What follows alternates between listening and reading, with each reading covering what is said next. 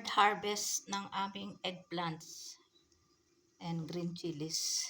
And first time tomatoes. So, I will cook this one in frying pan. Igisa-gisa ko lang.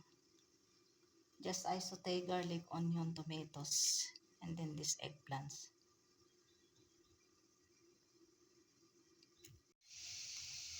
Now, let's start saute now. Onions, now we can put now garlics.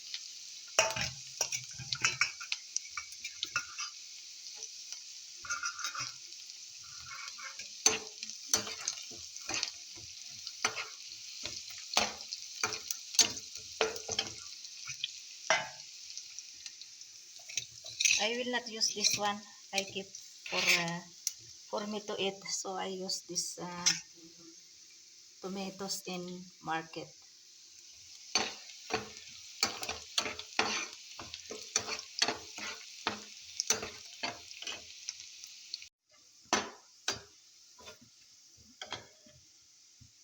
Now we can put now turmeric powder, chili powder, and salt.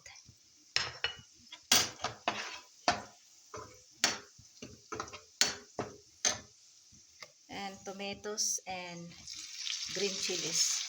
But this chilies is not chili. It's sweet. It's like capsicum or bell pepper.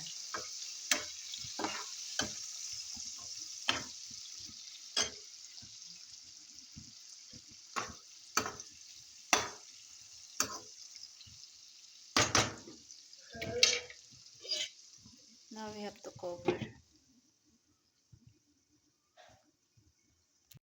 Now let's check.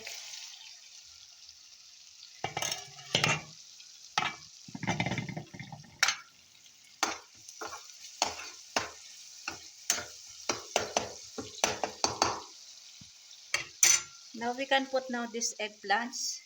As you can see, the eggplants fresh from the field talaga. Fresh na fresh. There is no more insects or yung uod pa. Ayan o. So, nilagay ko natin itong tangkay niya. Ayan. Ito.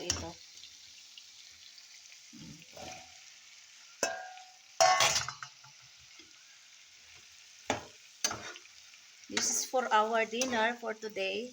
Today is July 12 and today is Saturday. And this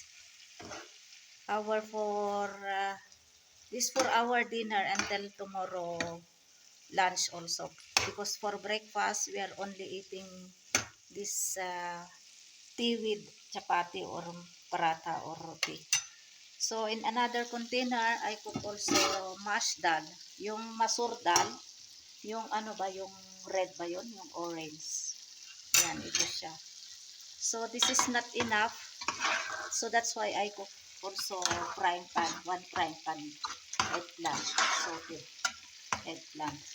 So this is already cooked. Now we have to turn off now the flame. Turn off natin ang flame. Now this one we have to cover it. Ayan.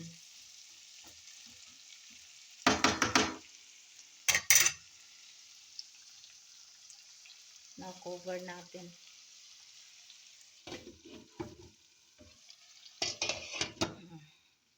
Slow fire lang.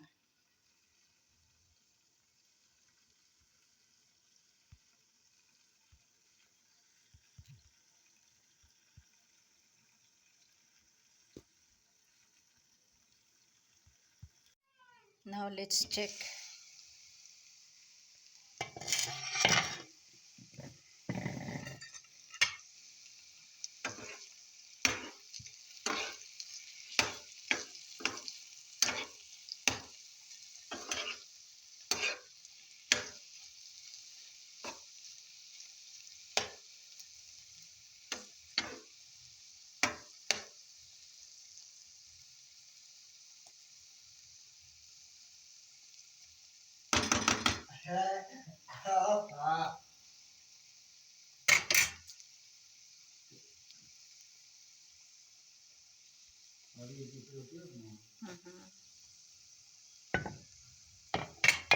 this is already cooked, so we have to turn off now the flame.